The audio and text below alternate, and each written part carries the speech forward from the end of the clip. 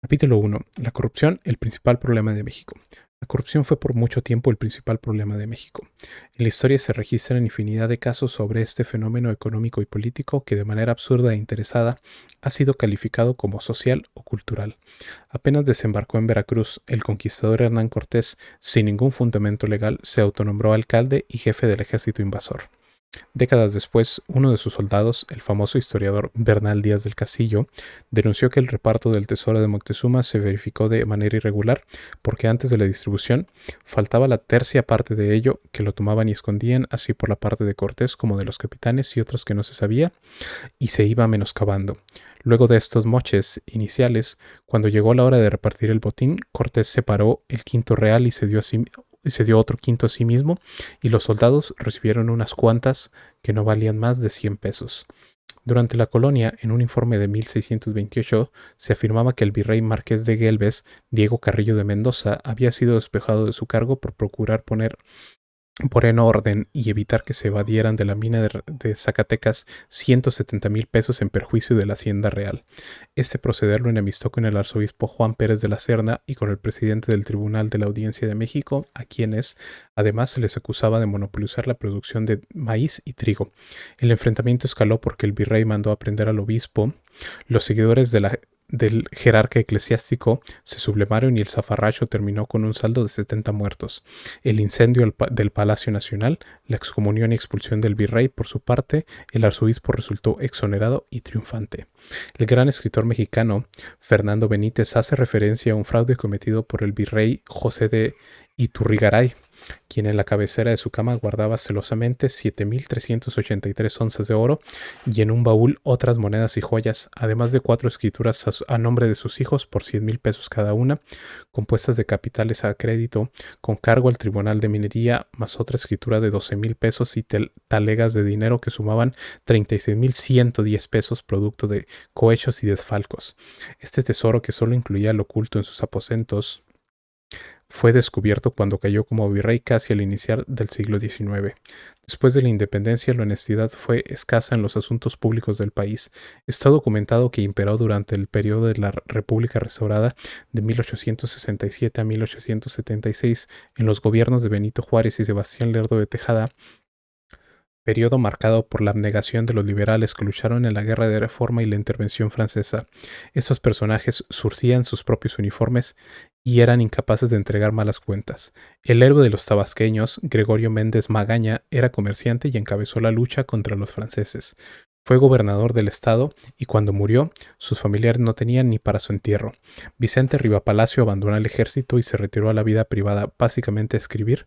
Poco después se entrevistó con el presidente Benito Juárez y el benemérito reconoció que la nación le debía por no haber cobrado sus haberes de coronel y general e incluso haber pagado de su bolsillo a la tropa durante los primeros años de la guerra. La respuesta de Rivapalacio fue: señor presidente, a la patria se le sirve, no se le cobra. Fue en el Porfiriato, comprendido entre 1876 y 1911, que se instauró la corrupción que predominó hasta el triunfo de nuestro movimiento. Bajo esta dictadura empezaron a realizarse jugosos negocios privados al amparo del poder público. En aquellos tiempos, en los corrillos de las oficinas públicas, las cámaras legislativas y salones de fiesta de la aristocracia, las pláticas versaban sobre ferrocarriles, telégrafos aéreos y submarinos, minas y bancos. Las palabras o los términos económicos más escuchados eran subvención, bonos, concesiones, intereses, colonización, deuda, compañía, acciones. Se vivía en la época de los grandes negocios. Tanto es así que en mayo de 1881 se llevó a cabo uno de estos acuerdos que podría ser considerado como el precursor de las prácticas del influyentismo y de la corrupción política del renaciente periodo neoliberal. El secretario de Hacienda, Francisco de Landero y Cos, vendió a Ramón Guzmán, Sebastián Camacho y Félix Cuevas 36,000 acciones del ferrocarril mexicano que eran propiedad del gobierno y poseía la línea de trenes de la Ciudad de México a Veracruz, inaugurada por el presidente Sebastián Lerdo de Tejada y que seguía siendo la única vía férrea en el país. El Congreso aprobó la operación después de que fue realizada en franca violación de la ley, que ordenaba que las transacciones de esta naturaleza debían someterse a subasta pública. No obstante, la mayor irregularidad consistió en que la compraventa se hizo a partir de un fraude en perjuicio del erario, pues el gobierno aceptó que le pagaran por cada una de las acciones de la empresa 12 libras esterlinas, cuando ese mismo día en la bolsa de Londres estas se cotizaban en 16 libras y la tendencia iba a la alza. 6 meses después de la transacción, Ramón Guzmán, uno de los compradores, habría de firmar como testigo en la boda de Carmen Romero Rubio con Porfirio Díaz. El polémico historiador Francisco Bulnes, siempre colaborador del Porfiriato, asegura que en 1908, cuando el gobierno compró acciones a empresas extranjeras para crear los ferrocarriles nacionales de México, Julio Limantur, hermano del secretario de Hacienda, contó con información privilegiada y con un crédito del Banco Nacional, adquirió anticipadamente en el mercado de Nueva York acciones que circulaban a bajo precio para poder después venderlas a precio elevado al gobierno mexicano representado por el hermano del fervoroso espectador. Los negocios de este tipo siguieron realizándose a lo largo del Porfiriato, no desaparecieron en la época de los gobiernos porrevolucionarios y fueron el principal distintivo de los procesos de privatización de bancos y empresas públicas durante el periodo neoliberal o neoporfirismo que concluyó recientemente. A pesar de su profundidad, la Revolución Mexicana no pudo arrancar de raíz el mal de la corrupción en México. En 1916, el general Francisco J. Mújica, desde Tabasco, donde gobernaba, le escribió a Salvador Alvarado, gobernador de Yucatán: «Moralíceme, señor general», y denunciaba a las funestas camarillas que obtenían contratos cultivando la amistad de los hombres del jefe Carranza. En 1923, en los tiempos de los popularizados cañonazos obregonistas de 50,000 pesos, un revolucionario dijo que de los 28 gobernadores que tenía México, solo 2 eran honestos, y razonaba de la siguiente manera: lo mejor que puede esperarse, en general, no es un gobernador que no se enriquezca con el puesto, pues casi todos lo hacen, sino uno que mientras roba haga algo por su estado. La mayoría toma lo que puede y no deja nada. Según el historiador John W. F. Dulles, quien así comienza su libro Ayer en México, Obregón solía narrar que cuando perdió un brazo en la batalla de Celaya enfrentando a las tropas de Francisco Villa, sus hombres buscaban y buscaban la extremidad sin encontrarla, hasta que un amigo íntimo que lo conocía perfectamente sacó del bolsillo una reluciente pieza de oro, una moneda denominada azteca, y en cuanto la alzó y la mostró a los demás, todos presenciaron un milagro. El brazo se vino saltando de no sé dónde hasta el lugar en que se había levantado el azteca, se extendió y lo cogió cariñosamente entre los dedos. Fue la única manera de hacer que apareciera mi brazo perdido. La corrupción en México durante la época posrevolucionaria puede resumirse con los testimonios de algunas personalidades de inobjetable integridad. Por ejemplo, en 1943, don Jesús Silva Herzog, padre, sostuvo que la política es la profesión más sencilla y más lucrativa de México. La inmoralidad es de lo más alarmante en la administración pública federal, en los estados y los municipios. La gangrena se ha extendido, no sabemos si desde arriba hacia abajo o de abajo hacia arriba. Son muchos los funcionarios gubernamentales que han hecho su fortuna en unos cuantos meses sin perder públicamente su respetabilidad, y este es el mayor de los males. Sobre el mismo tema, 3 años después, don Daniel Cosigo Villegas, en un extraordinario ensayo sobre la crisis de México, afirmó: «Ha sido la deshonestidad de los gobernantes revolucionarios más que ninguna otra la causa que tronchó la vida de la Revolución Mexicana». En 1953, el expresidente Emilio Portes Gil admitió públicamente que la corrupción administrativa había producido un clima de virtual asfixia y que la política se había degenerado hasta llegar a ser una industria de las más lucrativas. Silva Herzog dibujó con precisión la ruta de la inmoralidad gubernamental partiendo de una línea oscilante que permanece más o menos estacionaria hasta 1940, se eleva con lentitud de 1941 a 1946, acelera su ascenso hasta 1952 para iniciar después el descenso a partir de 1953. Otro caso ilustrativo ocurrió en 1947, cuando el gobierno de la República llegó al arreglo para pagar las indemnizaciones a la compañía petrolera inglesa El Águila, subsidiaria de la Royal Dutch Shell.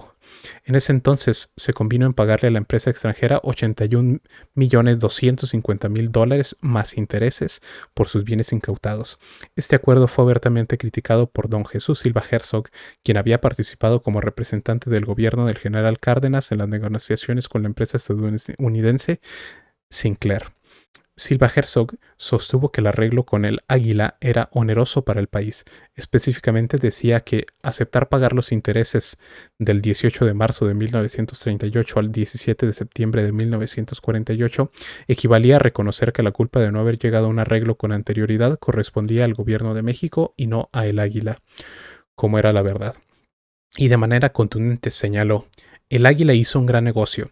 Los negociadores mexicanos en esta ocasión fueron demasiado generosos. Creo que la historia será muy severa con ellos. Ella dirá la última palabra. La negociación entre el representante británico Vincent Charles Ealing y Antonio J. Bermúdez, director de Pemex, se llevó a cabo durante 10 días en la casa particular de este último. El acuerdo era mantener todo en estricto secreto, y los resultados solo serían públicos si eran positivos, pero alguien dentro del mundo del petróleo o del gobierno mexicano no resistió la tentación de aprovechar la oportunidad para obtener alguna ganancia y filtró a la prensa británica información sobre el tema, lo cual produjo que las acciones de El Águila se fueran al alza en el mercado londinense. Por esta maniobra se denunció que altos funcionarios del régimen, enterados de la inminencia del arreglo, habían realizado un jugoso negocio al comprar antes a precios irrisorios las acciones que luego subieron de valor. Recordemos, en fin, que en los sexenios posteriores al de Adolfo Ruiz Cortines, los gobernantes contribuyeron con su actuación a prostituir el sentido moral y humano de la política mexicana. Pocos de ellos cumplieron con su deber y la mayoría se alejó de la austeridad republicana. Unos se enfermaron de ostentación y derroche y otros, de plano, se dedicaron al saqueo del erario para hacerse grandes con la riqueza mal habida. No dejo de recordar, como parte de la picaresca o del cinismo político, que Gonzalo N. Santos, legendario cacique de San Luis Potosí, escribió en sus memorias que la moral es un árbol que da moras y sirve para una chingada. Por su parte, Carlos Hank González popularizó la frase: un político pobre es un pobre político. Pero, aunque parezca increíble, lo que sucedió en materia de deshonestidad durante el periodo neoliberal entre 1983 y 2018 superó por mucho la corrupción precedente. En estos 36 años, el sistema en su conjunto operó para la corrupción. El poder político y el poder económico se alimentaban y nutrían mutuamente y se implantó como modus operandi el robo de los bienes del pueblo y las riquezas de la nación. La corrupción que padecimos desde hace décadas fue indudablemente mayor que la de cualquier otro tiempo. En la época posrevolucionaria, los gobernantes no se atrevían a privatizar las tierras ejidales, los bosques, las playas, los ferrocarriles, las minas o la industria eléctrica, y mucho menos tocaron el petróleo. En los aciagos tiempos del neoliberalismo, los gobernantes se dedicaron, como en el porfiriato, a concesionar el territorio y a transferir empresas y bienes públicos a particulares nacionales y extranjeros. No solo se trató, como antes, de actos delictivos individuales o de una red de complicidades para hacer negocios al amparo del poder público. La corrupción se convirtió en la principal tarea del Estado. Un pequeño grupo confiscó todos los poderes y mantuvo secuestradas las instituciones públicas para su exclusivo beneficio. El Estado fue tomado y convertido en un mero comité al servicio de una minoría, reflexionaría León Tolstoy. Un Estado que no procura la justicia no es más que una banda de malhechores. Sin justicia, ¿qué es un Estado sino una cuadrilla de bandidos? El saqueo de México durante más de 3 décadas se llevó a cabo de manera simultánea a la imposición casi mundial del modelo neoliberal, que consiste en esencia en fiscar la prosperidad de pocos en el sufrimiento de muchos. Obviamente, esta infamia se envolvió con una tenaz e intensa difusión de dogmas como la supremacía del mercado y la utilización del Estado solo para proteger y rescatar a las minorías privilegiadas, y desde luego se proclamó que las privatizaciones eran la panacea. Para los neoliberales, el nacionalismo económico era anacrónico y la soberanía un concepto caduco frente a la globalidad. Sostenían con algo parecido al fanatismo que se debía cobrar menos impuestos a las corporaciones y más a los consumidores, y que lo económico en todo momento debería predominar sobre lo político y lo social. El Estado, a su modo de ver, no tenía que promover el desarrollo ni procurar la distribución del ingreso, porque si le iba bien a los de arriba, les iría bien a los de abajo. Se puso de moda el sofisma según el cual, si llovía fuerte arriba, inevitablemente habría de gotear abajo, como si la riqueza en sí misma fuera permeable o contagiosa.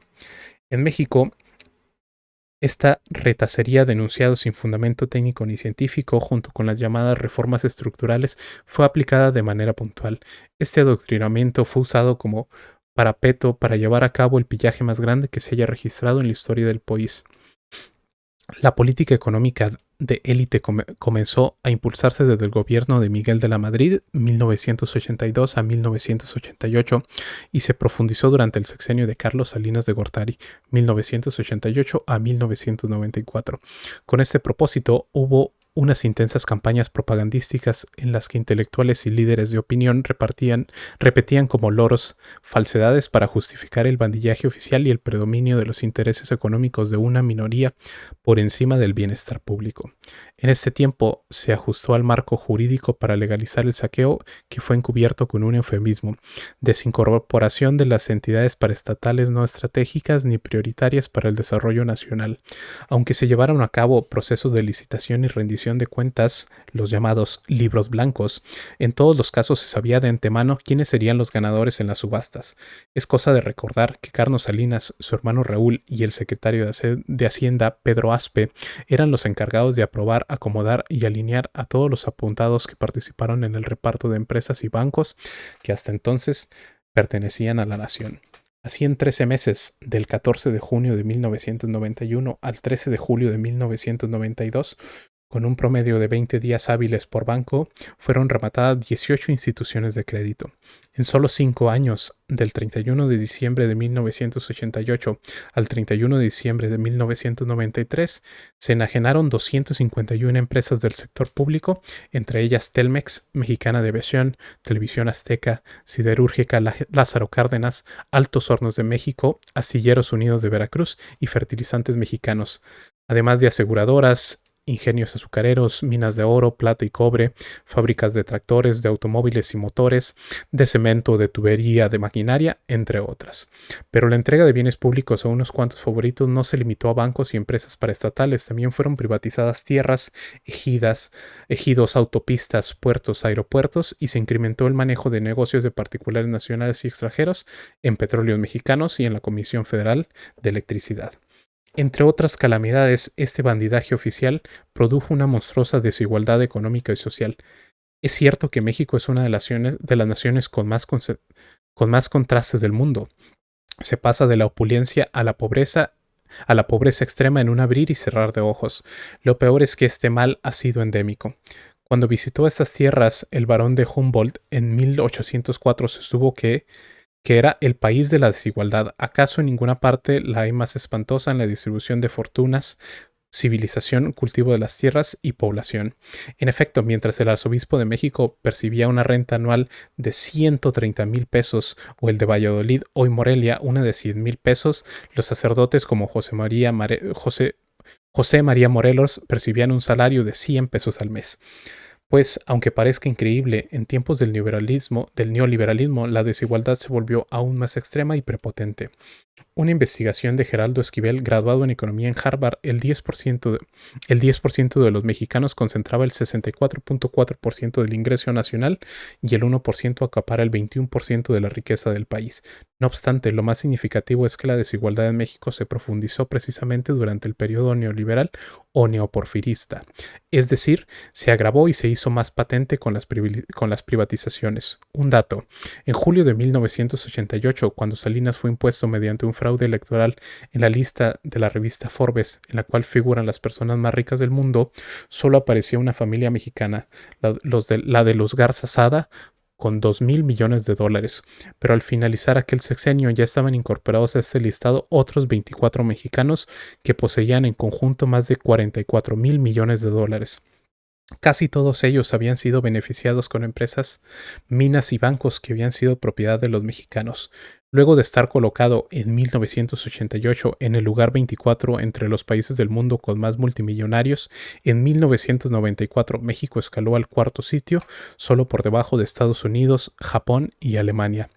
El dato más contundente sobre el crecimiento de la desigualdad en el periodo neoliberal o neoporfirista lo aportan los propios organismos financieros internacionales que promovieron dicho modelo. Es pertinente por ello reproducir la gráfica con cifras del Banco Mundial y de la Organización para la Cooperación y el Desarrollo Económico que Esquivel presentó en su estudio. Véase la página 38 para ver la gráfica. Como puede observarse, la desigualdad ahora es mayor que la que existía a principios de 1982 y acaso superior a la de las épocas anteriores, pues no se cuenta con registros precisos. Sin embargo, aunque Esquivel no lo subraya, en la gráfica se aprecia con mucha claridad la forma en la que se dispara la desigualdad en el sexenio de Salinas, cuando el traslado de bienes públicos a sus socios del llamado Grupo Compacto fue más intenso y descarado. Con Salinas, el desequilibrio entre ricos y pobres se profundizó como nunca, por ello lo he bautizado como el padre de la desigualdad moderna. Debe tenerse en cuenta que la política salinista se siguió aplicando durante los gobiernos de Zedillo, Fox, Calderón y Peña Nieto, y que el Grupo Compacto, original creado por Salinas y que se benefició con el remate de bienes públicos durante su gobierno, no solo continuó acumulando riquezas, sino que también fue concentrando poder político hasta llegar a situarse por encima de las instituciones constitucionales. En los hechos, los integrantes de este grupo eran quienes verdaderamente mandaban y decidían sobre cuestiones fundamentales en la Cámara de Diputados y en el Senado, en la Suprema Corte de Justicia de la Nación, en el Instituto Federal Electoral, en el Tribunal Electoral del Poder Judicial de la Federación, en la Procuraduría General de la República, en la Secretaría de Hacienda y Crédito Público y en el Gobierno en su conjunto, así como los partidos Acción Nacional y el Revolucionario Institucional, en la mayoría de agrupaciones de la llamada sociedad civil y en las organizaciones supuestamente no gubernamentales. Además, ejercieron una influencia determinante, si no es que el control parcial o total, en la mayoría de los medios de comunicación. Claro está que se buscó justificar la operación de despojo con la consabida retórica de promover la inversión local y foránea para reactivar la economía, crear empleos y procurar el bienestar de los mexicanos. La misma mentira del progreso utilizada durante el porfiriato para entregar a particulares nacionales y sobre todo a extranjeros las tierras, las aguas, los bosques, las riquezas mineras y el petróleo a costa del sometimiento, la pobreza, la cancelación de libertades, los derechos políticos y la soberanía. En otras palabras, aun cuando este modelo económico se ha venido implementando en otros países con los mismos resultados desastrosos para nosotros, el llamado neoliberalismo no fue más que neoporfirismo. Por eso indigna que los promotores de este retroceso, con la desfachatez que los caracteriza, sostengan hasta la fecha que se trataba de lo nuevo o de la modernidad, cuando en realidad se trató de un retroceso hacia una de las épocas más siniestras de la historia de México, en la que se decía, cito, mientras haya mundo tendremos un número muy reducido de afortunados, en contraposición con la inmensa mayoría que luchará en vano por alcanzar los favores de la fortuna. Cierro cita. Toda su estrategia consistió en realidad en regresarnos al pasado para quitarnos el futuro y hasta el derecho a la esperanza. En el finalizado periodo neoliberal se afectó la movilidad social. Se quiso evitar que los de abajo pudieran ascender mediante el estudio o el trabajo a mejores niveles de bienestar y se condenó a morir pobre al que nació pobre. En fin, es inocultable que el modelo económico neoliberal, o mejor dicho, la política de pillaje, resultó un rotundo fracaso, porque produjo la infelicidad del pueblo y la ruina del país. En vez de avanzar en lo económico, lo social, lo moral y lo político, se retrocedió. Y no había podido ser de otra forma. El supuesto nuevo paradigma, como le llamaban, fue diseñado con el único propósito de favorecer a una pequeña minoría de políticos corruptos y delincuentes de cuello blanco que se hacían pasar por hombres de negocios. No hubo políticas públicas pensadas. No hubo políticas públicas pensadas para promover el desarrollo o procurar la justicia. No se trató de atender demandas sociales con fines humanitarios ni evitar conflictos y violencia. Ni hubo el menor interés en gobernar con rectitud y honestidad. El régimen neoliberal se ocupó básicamente de dirigir toda la acción del gobierno hacia operaciones de traslado de bienes del pueblo y de la nación a particulares, con el engaño de que ello nos traería prosperidad. En suma, el modelo neoliberal implementado durante más de 3 décadas en México fue una gran estafa en perjuicio del pueblo y de la nación. Fin del capítulo 1.